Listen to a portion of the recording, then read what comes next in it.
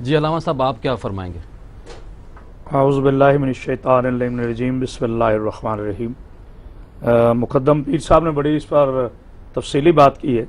गुजारिश ये है कि जनाब इमाम ज़ैनुल आबिदीन अलैहिस्सलाम से पूछा गया कि मौला दरख्त क्या है और उसकी अहमियत क्या है, तो नवासे रसूल जिगर गोशा बतूल सरकार फरमाते हैं कि दरख्त की मिसाल एक ऐसे मोमिन की तरह है जो खुद तो धूप में रहता है मगर दूसरों को साया देता है।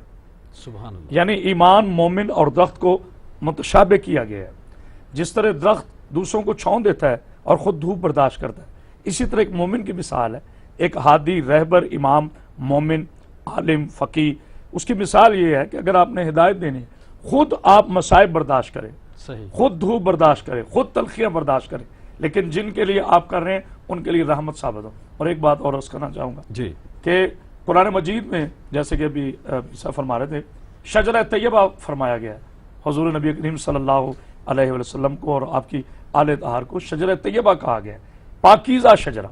गो ये दूसरा शजर है, लेकिन चूंकि शजर और शजरा से थोड़ी सी मुशाबित है, इसी तरह मुख्तसर करूंगा कि दरख्त लगाने से ना कि हमारी सिर्फ माहौल की आलूदगी दूर होती है, बल्कि हमें दर्स मिलता है कुर्बानी का, मोहब्बत का, अखुव्वत का, भाईचारे का। जी अलामा